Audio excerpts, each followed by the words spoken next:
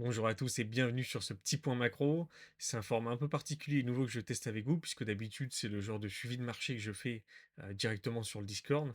Mais je me suis dit que ça pouvait être l'occasion et être un petit peu plus sympa également de le faire en vidéo, en mode assez synthétique. Alors, récente baisse des marchés, tout le monde parle de récession, d'explosion de la bulle. Est-ce que c'est vraiment ça? Est-ce que c'est presque la fin du monde? Ou est-ce qu'il y a encore un peu d'espoir sur les marchés? On va essayer d'éclaircir un peu cette question. Déjà, explosion de la bulle. Les marchés dégringolent un petit peu depuis quelques semaines. Les dernières données économiques sont pas forcément en grande forme. On a des craintes qui apparaissent sur la croissance. Mais est-ce que c'est vraiment le début de l'explosion de la fameuse bulle qui va se conjuguer à une récession qu'on nous explique et qu'on nous annonce depuis des mois et des mois, à grand renfort notamment sur YouTube, hein, pour tous nos traders fondamentaux et macro, à grand renfort de c'est la méchante courbe des taux qui va amener la récession. Bon, est-ce qu'on est vraiment en train d'aller en plein dedans? Je- On ne sait pas, en tout cas, très clairement, c'est la thématique actuelle, puisque quand on regarde un peu les recherches Google là-dessus, ça a explosé. Sur Twitter, on voit que ça, sur Facebook, sur des petites vidéos. Et toutes ces allégations-là s'appuient essentiellement sur, on va dire, entre guillemets, l'effondrement du GDP Now de la Fed d'Atlanta, qui est une sorte d'estimation instantanée de la croissance du PIB.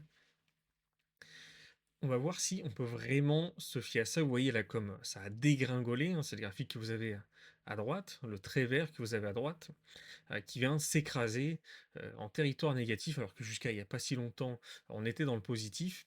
Mais avant de crier au loup en brandissant ces fameuses prévisions du GDP Now, il faut déjà peut-être s'intéresser à essayer de comprendre la construction et ce qui intervient dans le calcul de cet indicateur et ce qui a pu amener un crack, entre guillemets, aussi soudain sur l'outil. Et c'est justement ce qu'on va essayer de faire dans cette vidéo pour mieux comprendre l'outil et si on doit vraiment s'en inquiéter cette fois-ci. Donc déjà, il faut comprendre un petit peu ce qu'est le PIB, qu'on traduira par GDP en anglais, et son calcul. Donc je vous ai mis la formule de base de calcul du PIB. Je passe assez vite dessus parce que c'est pas vraiment sur ça qu'on va se concentrer. Donc ça, c'est les cours de lycée. Mais ce qui va nous intéresser surtout, c'est la partie XM, donc exportation-importation, qu'on résumera souvent sous le terme de net. On peut voir sur le graphique de gauche qu'il y a une explosion du trade déficit, donc du déficit commercial, déficit qui est alimenté par l'explosion des importations face à des exportations qui sont restées plutôt stables, c'est ce qu'on voit sur le graphique de droite, avec les exportations en bleu et les importations en orange.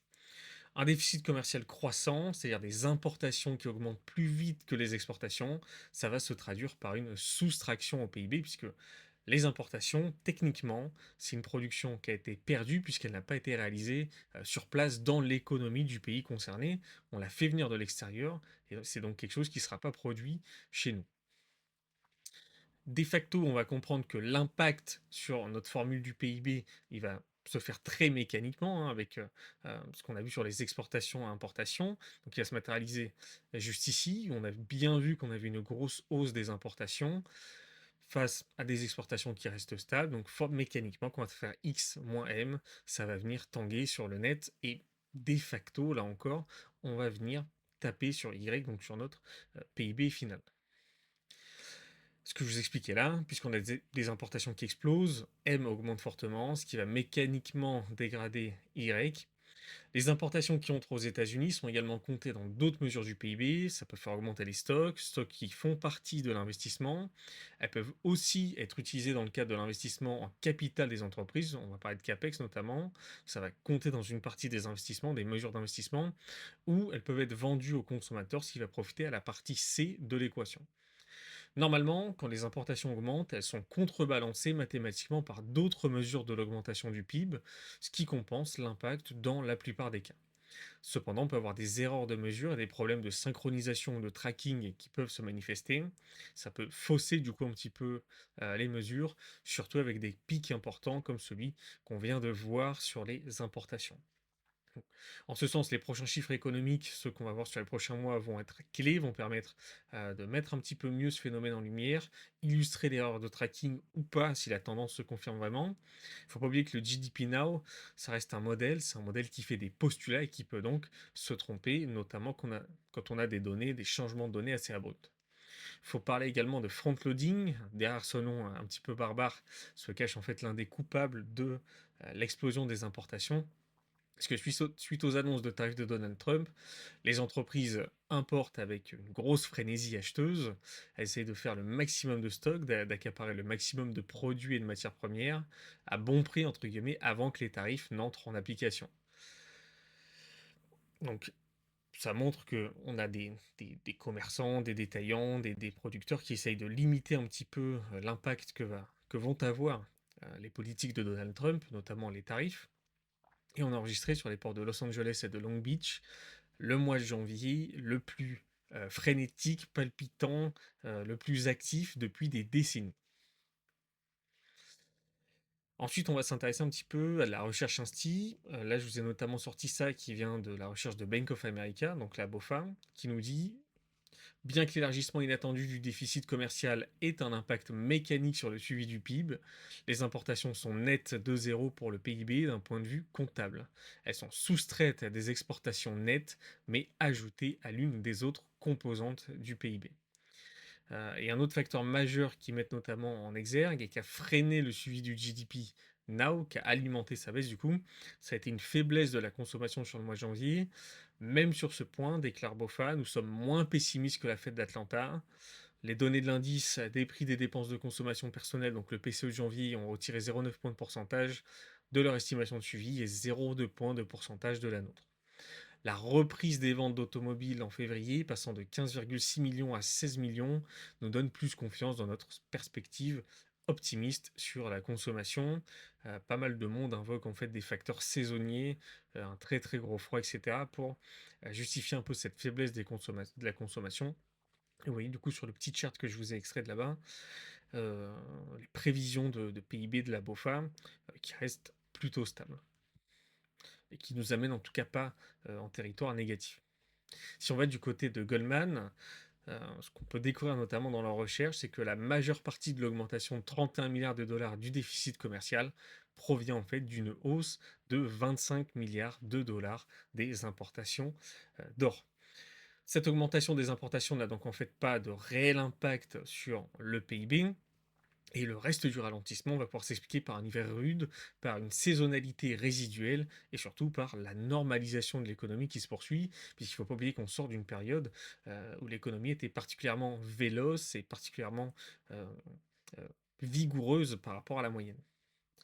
En interne, chez Goldman, du coup, les projections de PIB réalisées sont de 1,6 à l'instant T et devraient tendre vers 2,2% prochainement.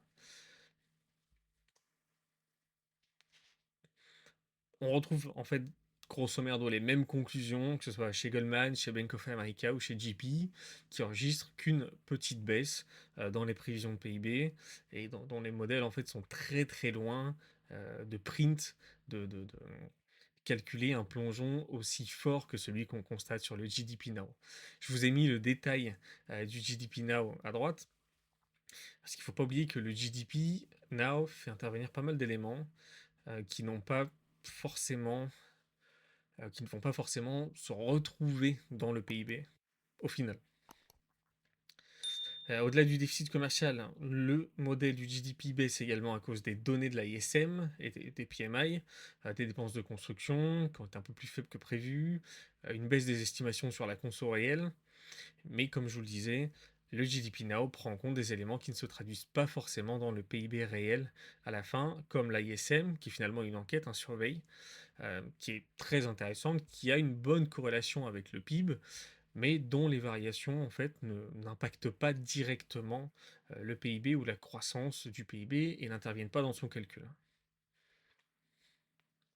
Donc finalement, la réalité semble un petit peu moins morose et on pourrait plutôt se dire que oui, on a une économie qui ralentit, ça fait un petit moment qu'on a amorcé ce processus, sans pour autant être en train de s'effondrer, de se morceler de partout. C'est normal de l'avoir décéléré petit à petit après la période incroyablement véloce qu'on vient de connaître. Dans les faits, les importations ne réduisent pas vraiment le PIB, l'ISM ne va pas non plus affecter directement le PIB, les dépenses de consommation, elles font comme le reste, elles se normalisent, mais on a une partie de cette baisse des dépenses de conso qu'on peut attribuer directement à des facteurs saisonniers. Alors oui, on a une économie qui est en perte de vitesse, mais elle n'est pas pour autant dans une posture critique, elle n'est pas pour autant au bord du gouffre.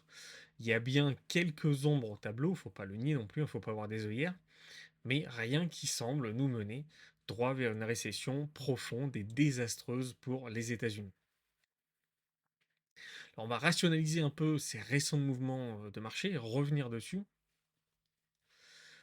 Déjà, depuis son point haut, la chute du S&P, quand on la mesure par exemple via les contrats futurs, on se rend compte que le S&P baisse de 6,5%. Pas terrible, pas dramatique. On a déjà vu pire.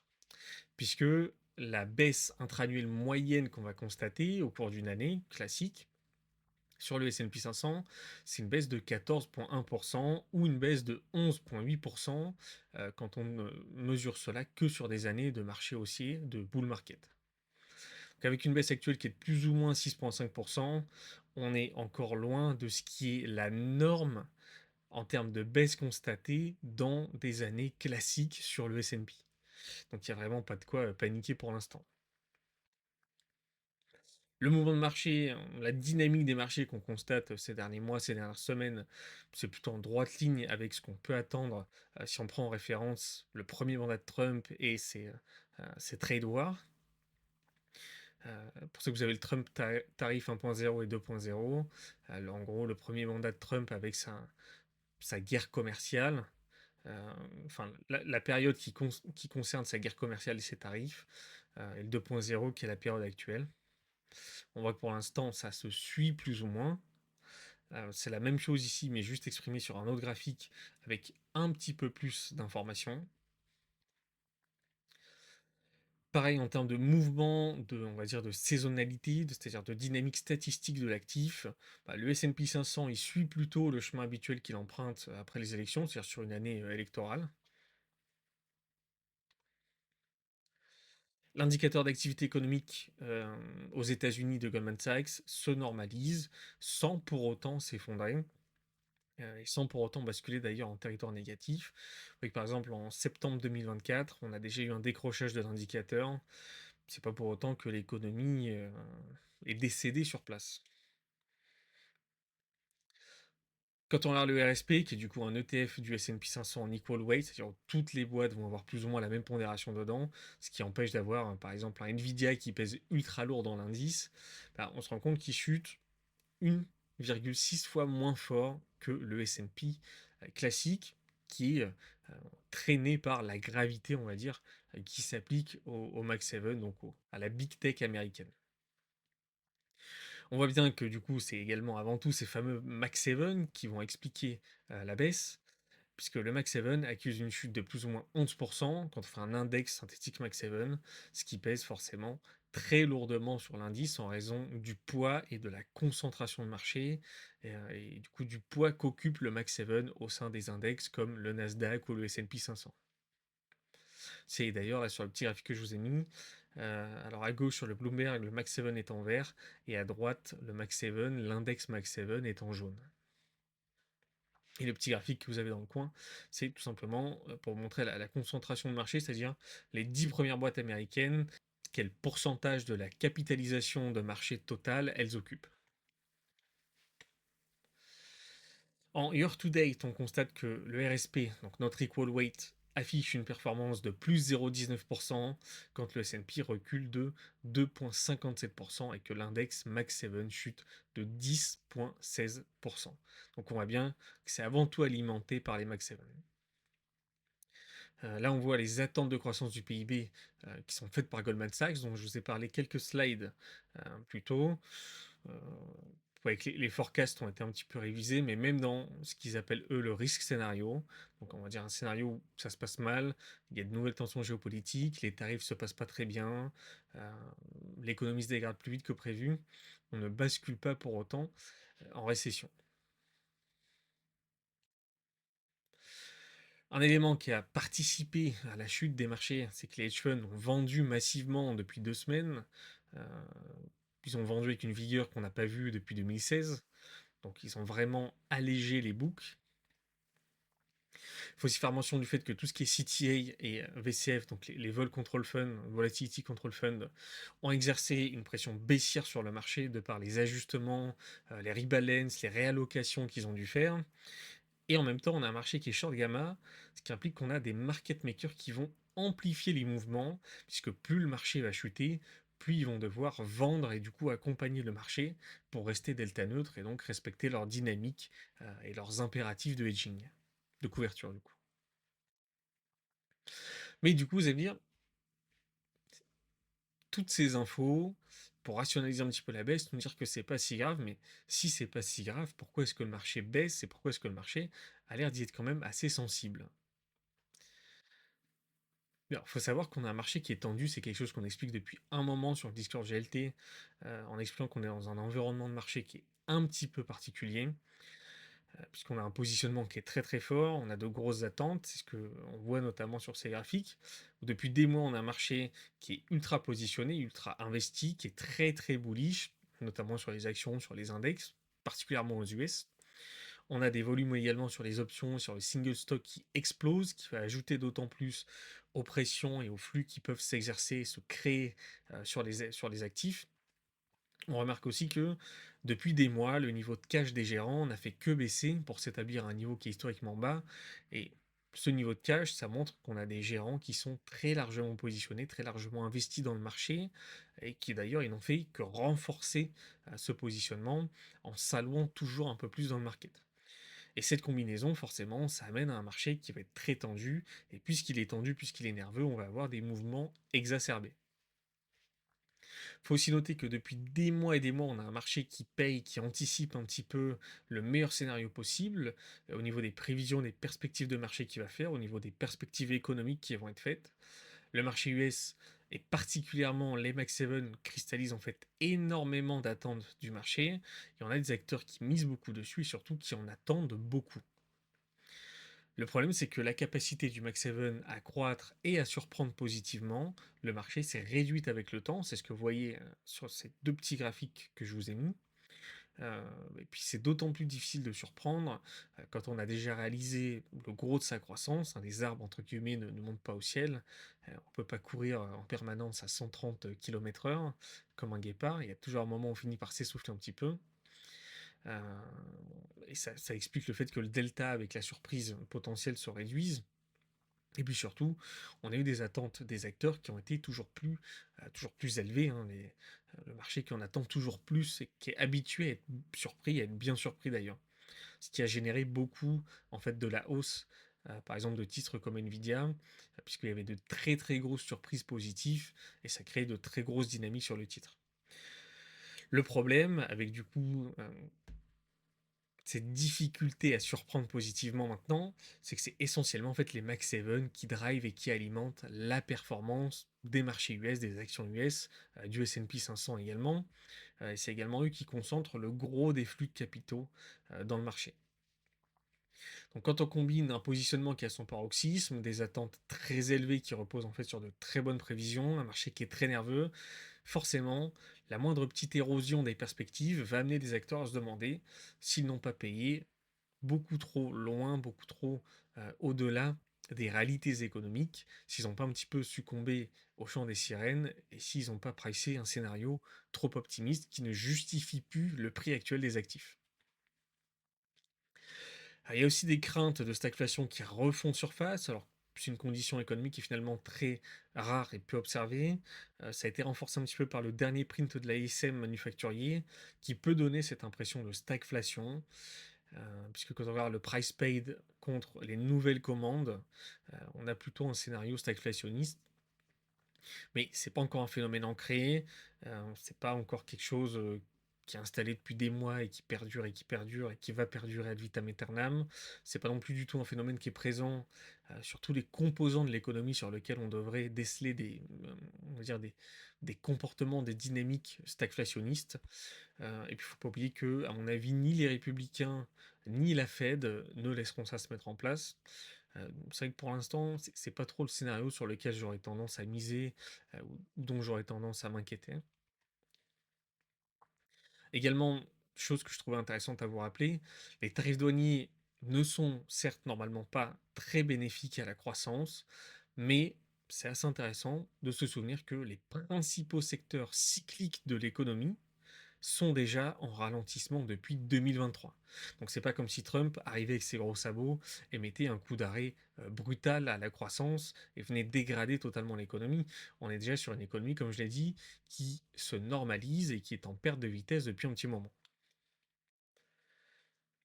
Il faut également noter qu'on a d'autres régions qui commencent à briller, qui attirent, par exemple la Chine, avec le récent bazooka budgétaire qu'elle a commencé à déployer après des premières mesures qui sont restées un petit peu sans effet, qui étaient un petit peu des paillettes pour les marchés. Donc Chine qui nous déploie euh, un petit bazooka budgétaire qui veut relancer sa croissance, relancer sa consommation, ce qui a tendance à attirer un peu les investisseurs. Moi j'avais dit sur GLT que je ne payais pas le market, je n'achetais pas la Chine parce que les premières mesures finalement, c'était vraiment de la poudre aux yeux et c'était vraiment pour faire monter le marché sans aucune incidence sur la consommation réelle sous-jacente chinoise. Donc ça ne m'intéressait pas de payer ça. Maintenant, ça devient par contre vraiment intéressant avec le package de mesures qu'il déploie. La Chine, elle vise toujours 5% de croissance. Par contre, elle augmente le déficit qu'elle s'autorise à 4%. Il y a pas mal de dettes qui va être traitée également. Et on a un gouvernement qui va intervenir encore plus fort pour contrer un petit peu la morosité de la croissance et stimuler sa consommation. Même si c'est assez peu probable qu'on atteigne les objectifs annoncés, enfin qu'on atteigne de tels chiffres sur l'année, ça montre en tout cas l'objectif et la volonté du gouvernement chinois à soutenir sa croissance, puisque les chiffres qui sont visés, qui sont mentionnés, ils impliquent des actions très fortes, assez loin des mesurettes qui ont été adoptées jusqu'à maintenant, qui, comme je le disais, étaient plus là pour gonfler un petit peu artificiellement le marché, plutôt que qui n'avaient pas vraiment le pouvoir de relancer l'économie. On en avait parlé de toute façon sur GLT. Maintenant, il y a vraiment un bon call, hein. Il y a vraiment quelque chose d'intéressant à faire sur la Chine. C'est un sujet à creuser, c'est pas la thématique de cette vidéo. On a également l'Europe. euh, Pas mal d'éléments intéressants en Europe. Vous savez qu'on est sur le dossier depuis globalement fin du premier trimestre 2024. Euh, il y a quelques, quoi, peut-être 2 semaines, 2, 3 semaines de ça, j'avais refait un message dans le Discord sur la partie étudiant pour insister à nouveau sur l'Europe et les opportunités qu'il y avait en Europe et le fait que c'était très intéressant peut-être cette année plus que les autres années. Pour l'instant, le timing est pas dégueu. Mais voilà, des choses très intéressantes en Europe. Il y a une grosse hausse des rendements qui peut se traduire par un affaiblissement de la demande étrangère pour tout ce qui va être investment grade côté US, puisqu'on a des rendements européens qui deviennent très très attractifs, même en prenant finalement en compte des hedging costs potentiels. Et on voit que l'Europe enregistre des inflows, donc des afflux de capitaux qui sont tout à fait considérables, politique monétaire qui est favorable, des rendements attractifs, des mesures qui devraient booster la croissance, une cherté relative qui est attrayante puisqu'on a un marché dans le PI, le price to earning est largement inférieur à ce qu'on peut trouver côté US. On a de très très belles perspectives de croissance, on a de très belles valeurs bancaires, on a une très bonne industrie, on a de belles valeurs cycliques. Donc 2025, ça pourrait bien être une année assez remarquable pour l'Europe. Donc quand vous combinez un petit peu tout ça, euh, la situation tendue sur les marchés US, d'autres opportunités ailleurs qui deviennent très très sexy, très très attrayantes, ça explique partiellement les récents mouvements de marché qu'on a rencontrés. Bah, c'est la fin de cette petite vidéo, j'espère que ça vous a plu. Pensez bien à vous abonner, à liker la vidéo, à commenter, ça c'est très bon pour le référencement. N'hésitez pas à mettre en commentaire ou dans le Discord d'autres points, d'autres éléments qui vous viennent à l'esprit et que vous auriez aimé me voir mentionner. Et tout simplement, n'hésitez pas à nous faire un petit retour sur la vidéo et ce petit suivi de marché macro.